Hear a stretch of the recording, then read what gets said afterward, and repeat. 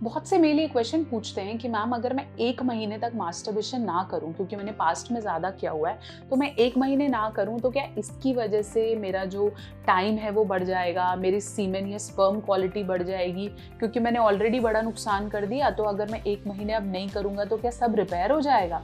आपने बहुत ज़्यादा सुना होगा नो नट नवंबर, मतलब बिल्कुल ही नवंबर 1 महीना में नहीं करता, 30 महीने नहीं करता। इसका कोई फ़ायदा भी है या उड़ते उड़ते ट्रेंड्स हैं?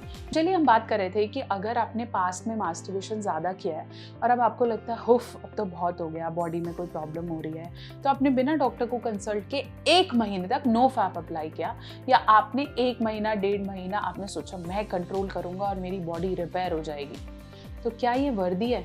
Not at all. ये बिल्कुल भी सही नहीं है, क्योंकि अगर आप 1-1.5 महीना 30 डेज अगर आप नहीं मास्टरबेट करेंगे तो आपकी बॉडी की तो प्रोसेसिंग वैसे ही चल रही है। आपके टेस्टिकल्स को, आपकी बॉडी को पता है कि ये इतना मास्टरबेशन का प्रोसेस है, तो वो नॉर्मली उतना बनाना शुरू कर रही है।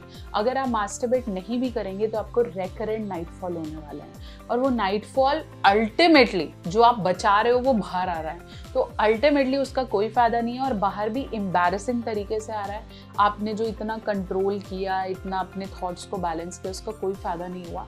So it's very very much important कि आप ये जो 1 महीने का ब्रह्मचर्य है उसको ना फॉलो करते हुए अपनी जो फ्रीक्वेंसी ऑफ मास्टरबेशन है उसको कम कर लीजिए। मान लीजिए आप पहले दिन में 2 बार करते थे या दिन में 1 बार करते थे, तो अब 1 महीना सूखा रखने की बजाय कोशिश ये करो कि मे बी आप अब हफ्ते में 2 बार कर दो, या फिर 3 दिन में 1 बार कर दो, ताकि धीरे धीरे रिडक्शन बढ़ जाए।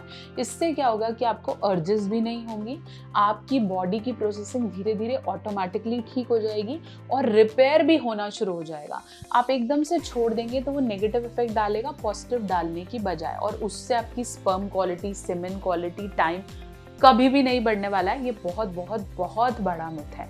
तो प्लीज़ इस तरीके से, इस सोच के साथ इसे कंटिन्यू ना करें।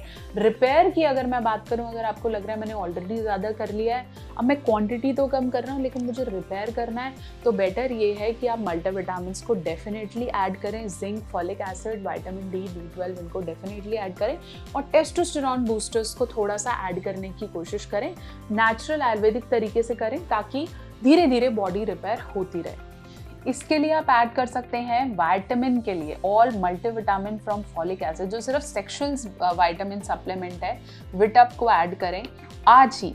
और टेस्टोस्टेरॉन बूस्टर के लिए टेसअप को ऐड करें। आयुर्वेदिक फॉर्मूला, सेफ, आयुष प्रमाणित, without any side effect, only 2 months, और आपकी जो जितना भी रिपेयर वाली चीज़ है वो डेफिनेटली अपने आप होती जाएगी।